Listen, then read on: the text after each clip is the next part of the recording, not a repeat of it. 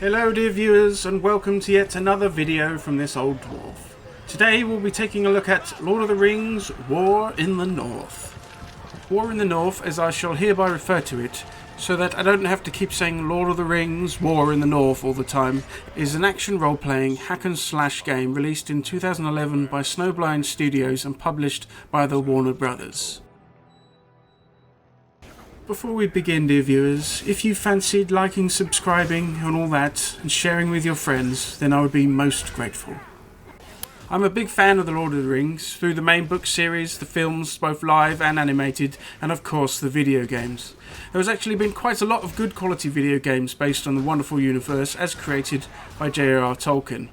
I have fond memories of playing the series of 3 games named after each book on the PlayStation 2 with a good friend. There were great action hack and slash games, oh yes. Then we have the RTS games and of course the MMO, which is still running strong. Do you think perhaps you play all them games in an attempt to stave off the sadness? What do you mean? Are you suggesting that somehow I immerse myself in all these different video games, disappearing into far off and fantastical worlds, in an attempt to stave off the reality of being me in the real one? Are you saying that perhaps I'm scared to put myself out there, to life outside, lest I try and fall to my inevitable defeat, confirming all I feared? Maybe you're right. Maybe I should try and... No, dear Baladorf, refrain from this unfair view upon thyself.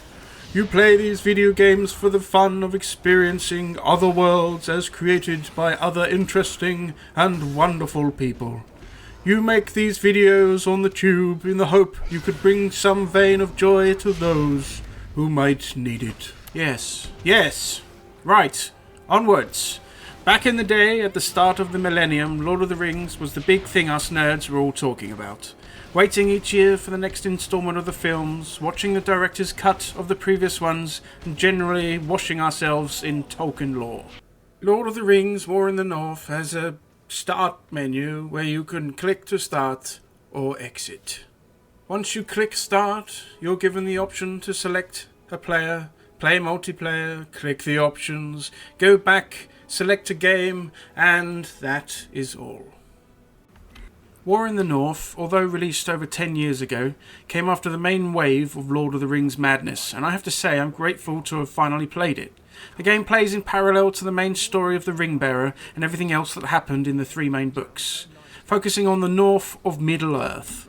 The art and graphics of this game on a high-end PC still look really good for a decade-old game. Obviously it isn't top-notch compared to games in the 2020s, but to me, I think it's more than commendable in its appearance. The art style is gritty and realistic, which I like a lot. All of the character models are well animated, with the combat feeling especially visceral and satisfying. Watching your character swing about them with axe or staff or sword is a delight. As the majority of your time is spent fighting, this bodes very well indeed. The sound is good too, with a satisfying crunch and thud when you land your blows against thy foe. The whole game is wonderfully voiced from start to finish. I don't think they try too much to sound like they do in the films, and I think that is probably a good thing, though they do sound somewhat like you would think from reading the books. The music is also solid, providing a strong audio backdrop whilst you do battle with all those evil bad guys. One thing I would say about the sound is that some of the levels of certain characters seem to be set differently. Farin, the dwarf I played, of course, would be generally quieter than when talking to an NPC. The same seems to be for the other playable characters as well. It can be a little strange, but it is a minor gripe. In War in the North, you take on the role of one of 3 adventurers. Andriel, an elven lawmaster, able to cast offensive and defensive spells while wielding a staff and sword. Eridan, a human Dunedain ranger who wields a bow and hand weapons. And finally, Farin, a mighty dwarf champion who wields a crossbow and mighty weapons to slay all in the vicinity. Obviously, there was only one choice of who I could play, for who else could possibly save the day? Oh, I wonder which one that was. Throughout the entirety of the game, these 3 heroes will be together. Although I played as Farin, with the other 2 characters played by the computer, it is possible for 3 friends to band together through multiplayer, taking control of all 3. Do not fear though, the game is perfectly playable and really good fun even if you're a lonely dwarf with no one else to play with. When controlled by the computer, the other two heroes play perfectly well, getting stuck into the fight, casting helpful spells, and always quick to pick me up should I become downed. I essentially treated the game as a single player with no issues at all. At first look, you might think this is a simple hack and slash game, and it would still be a good one, I can tell you, but it is a lot more. The levels are fairly linear, with no open world aspect, which sees us travelling through each map, dispatching the bad guys along the way. There are numerous secrets that can be discovered, usually leading to a chest with some nice loot. What really adds gravity to the proceedings is the roleplay. There are points throughout each level where the characters will converse with each other or some other character they have met. As well as learning about the characters in the game, there is lots of world building, creating a rich background for all the events going on. Besides this, you can make decisions on what to do in certain situations, which adds that extra level of depth. Then there are the handful of hubs where the player can travel to, such as Rivendell, where you can get to know all sorts of characters, including those from the Fellowship. There was clearly a lot of love and care taken here. They could probably have gotten away with doing simple dialogue, but there is a lot of lore and backstory for the characters for you to get your teeth into. But I don't like talky talk, I just want to hit things. Of course, if you're not into it, you can happily skip through the conversations and get back to taking the fight to those dastardly villains. The game features a world map, setting out the locations of which you can travel to. Each one is either a combat level of the main campaign or a hub where you can talk to NPCs, buy, sell gear and also repair. The map locations grow over the course of the game, with new ones added as the story progresses. You are free to redo any level you wish should you want to get a bit more XP, or like me you missed a quest. There are also special maps which act as a survival mode, with the player seeing how long they can go, fighting wave after wave of evilry before exiting through choice or being defeated, losing all of your XP. For yes, indeed, dear viewers, the players will gain experience and levels. Once you level up, you can increase attributes such as strength, stamina, dexterity and will. Each of these affects different aspects of your character.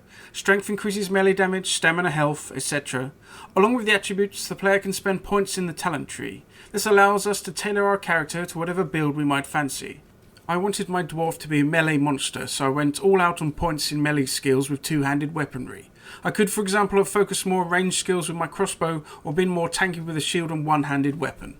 And then, dear viewers, we have gear. You can find, purchase or be rewarded with a plethora of items that you might expect from an action game. From helmets, gloves, chest pieces and weaponry, there is no shortage of item slots for you to fill.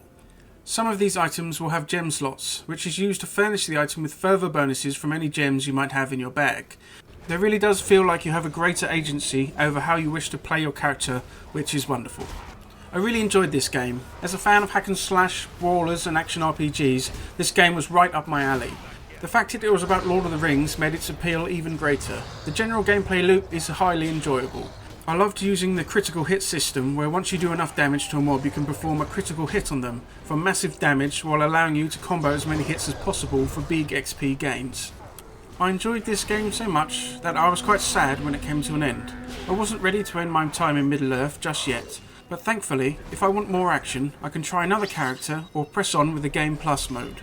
So here now, dear viewers, is the issue. I have had this game for a while in my Steam library and thought nothing of installing and playing it, of course. But, dear viewers, there is a problem. Apparently, for some reason, perhaps a licensing issue, War in the North is no longer available on Steam. This is a big downer, as I would have heartily recommended this in earnest to any of you fine fellows. If they add it back to Steam, or if you can find it some other place to purchase, then I suggest you do so and get stuck into the fun. I imagine this would be even more fun should you have some of those fabled friends to play with in multiplayer.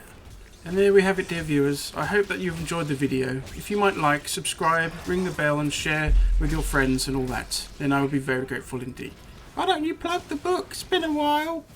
Alright, my book is still available on Amazon. It is a story of a man in a fantasy world out to discover the cause of his mental illness. It's got magical creatures, swords, sorcery, and a good story running through, I hope. Thank you, viewers. I will now close the doors to this dwarven hold once more. Good day.